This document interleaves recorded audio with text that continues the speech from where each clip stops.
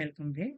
আমাদের আজকের এই ভিডিওতে দেখবো আমরা খুব সহজেই কিভাবে একদম বিগিনার যারা তারা আমরা পেপার লিটারেচার রিভিউ করতে পারি। তো আমরা যখন কোনো পেপার রাইটিং করতে চাই, ম্যানুস্ক্রিপ্ট রাইটিং করতে চাই, কোনো আইডিয়া ডেভেলপ করতে চাই, তো তখন প্রথমে আমাদের যে জিনিসটা সবচেয়ে বেশি প্রয়োজন সেটা হচ্ছে লিটারেচার রিভিউ।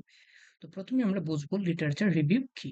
লিটারেচার রিভিউ হচ্ছে আমি যে টপিক নিয়ে কাজ করব সে টপিকের উপরে প্রিভিয়াস যত কাজ হয়েছে সেই কাজগুলোর উপরে এক জায়গাতে নিয়ে এসে সেগুলো এনালাইসিস করা, সামারাইজ করা, কি কি ফাইন্ডিংস আছে এগুলাকে আমার সিনথেসাইজ করে সেটা হচ্ছে আমার লিটারেচার রিভিউ। যেমন ধরেন আমি কাজ করব মেন্টাল হেলথ নিয়ে। এক উদাহরণস্বরূপ বললাম, ফর এক্সাম্পল আমি কাজ করব মেন্টাল হেলথ নিয়ে। এখন এই রিলেটেড আমি কোনগুলো পেপার ডাউনলোড করছি, যেমন হচ্ছে ধরেন এই একটা পেপার ডাউনলোড করলাম, ঠিক আছে।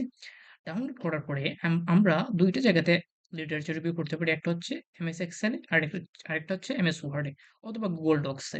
যদি আমরা অনেকে গুগল ডক্সে করি ইউজার ফ্রেন্ডলি, অথবা এমএস ওয়ার্ডে। তো যদি আমি এমএস এক্সেলে করি তাহলে আমরা এরকম একটা টেবিল বানাই নিই, ঠিক আছে। তো টেবিলের প্রথমে আমরা একটা কলামে দেবো author and publication date, data collection period, place of conduct, sample size and sampling and assessment method, অথবা এই দুইটাকে আমরা মেথোডোলজির আন্ডারে দিয়ে দিতে পারি, ঠিক আছে। ফার্স্ট রোটাকে, ফার্স্ট যে রো ওইটাকে আমরা হেডিংটাকে একটু কালার করে দিব যাতে আমরা ইজিলি আইডেন্টিফাই করতে পারি। তারপরে হচ্ছে প্রিভেলেন্স রেট। এই জায়গাতে যদি মেল এন্ড ফিমেল আলাদা করে স্টাডি করে তাহলে সেটার জন্য প্রিভেলেন্স টোটাল।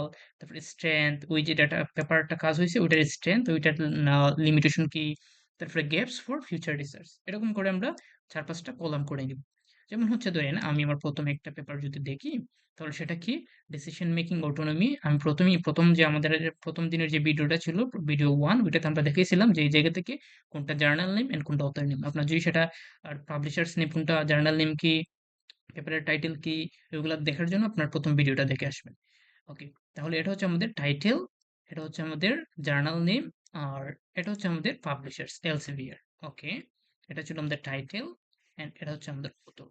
ওকে, আমি মেজর ফাইন্ডিংসটা যদি দেখতে চাই এই জায়গাতে তাহলে আমি কিভাবে সেটা লিটারেচার রিভিউ করব। প্রথম যে ফার্স্ট অথর আছে ওনার নাম লিখে, যেমন সালেক, এই জায়গাতে যদি আমি লিখি সালেক, অনেকগুলো অথর যদি থাকে তাহলে আমরা এড অল লিখে ডট দিয়ে দিব। ওকে, ডট দেওয়ার পরে আমরা এটা কত সালে পাবলিশ হয়েছে, অনেক জার্নালের অনেক জায়গাতে পাবলিশ ডেট থাকে, ঠিক আছে। যেমন এটা এই এলসেভিয়ার এর জার্নালগুলোতে সাধারণত এখানে পাবলিশের ডেট থাকে, তাহলে 2026। ওকে, 2060 লিখে দিয়ে দিব, আমরা 2060 লিখে দিলাম। ওকে, ডাটা কালেকশন পিরিয়ড, এটা যদি আমরা দেখি তাহলে আমরা সহজে চলে যাব মেথোডোলজিতে। মেথোডোলজির প্রথমে গিয়ে দেখবো আমরা ডাটা নিয়ে ডিটেলস পাবো। তাহলে দেখেন ডাটা কালেকশন পিরিয়ডটা হচ্ছে 2023 থেকে 2024। তাহলে আমরা এটা লিখে ফেলবো এখানে, 2023 থেকে 2023 থেকে 2024, সরি 2023 থেকে 2024। ওকে, প্লেস অফ কন্ডাক্ট, এটা যদি আমরা দেখতে চাই তাহলে এটা কোন জায়গাতে হয়েছে আমার কালেকশন, লেসোতো, ঠিক আছে। এটা আমার লেসোতোতে, আফ্রিকার একটা কান্ট্রি লেসোতোতে সেটা হয়েছে, এই যে লেসোতো সেটিং। তাহলে আমরা লিখে দেবো এখানে লেসোতো, লেসোতো, লেসোতো। তাহলে স্যাম্পল সাইজ এন্ড স্যাম্পলিং, তাহলে এই যে আমাদের স্যাম্পল সাইজ, তো এটাতে কতগুলো স্যাম্পল সাইজ ছিল, 3297। অ্যান্ড স্যাম্পলিং কোন ধরনের sampling, stratified cluster sampling. Okay, তাহলে আমরা লিখে দিব 3297, 3000, 3297 and stratified cluster sampling. Okay, stratified cluster sampling. Assessment method মানে ওই স্টাডিতে কোন ধরনের মেথড মেজারমেন্টটা ইউজ করছে, নরমালি আউটকাম ভেরিয়েবলকে মেজার করার জন্য।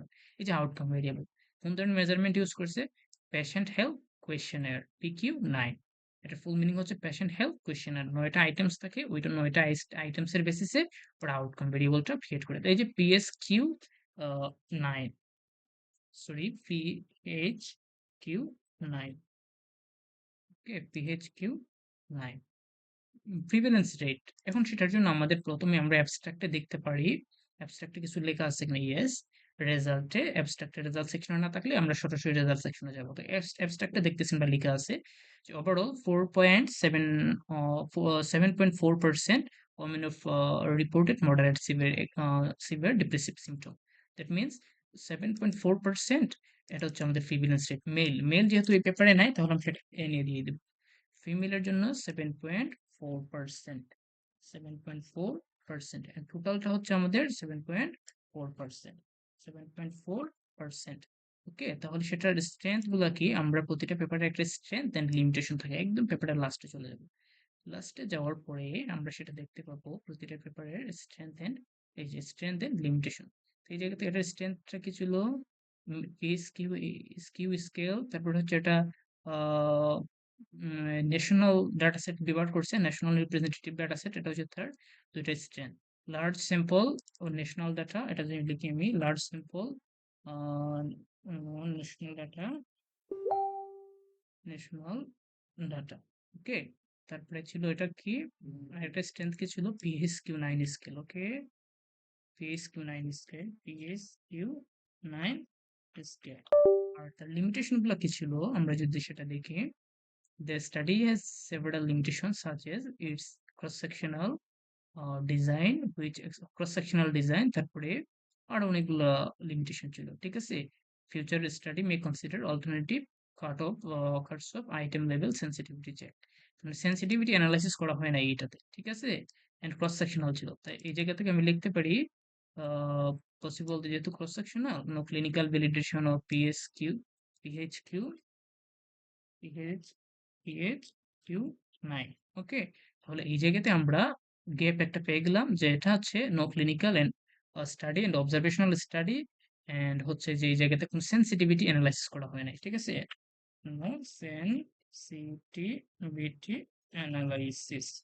তাহলে অন্য একটা আমাদের পটেনশিয়াল গ্যাপটা পেয়ে গেলাম আমাদের, যদি আমরা ক্লিনিক্যাল ডাটা ব্যবহার করতে পারি এবং সেনসিটিভিটি অ্যানালাইসিস করতে পারি। তো এভাবে করে আমরা একটা পেপারের জন্য আমি দেখলাম, বাকিগুলো পেপারগুলো সেম করে আমরা এরকম করে প্রতিটা ইনফরমেশন নিয়ে একটা টেবিল ক্রিয়েট করে আমরা লিমিটেশন থেকে রিসার্চ স্কেপ আমরা প্রাইমারিলি বের করতে পারি, যদিও লিটারেচার রিভিউয়ের অনেক ডিসকাশন বোর্ড আলোচনা রয়েছে।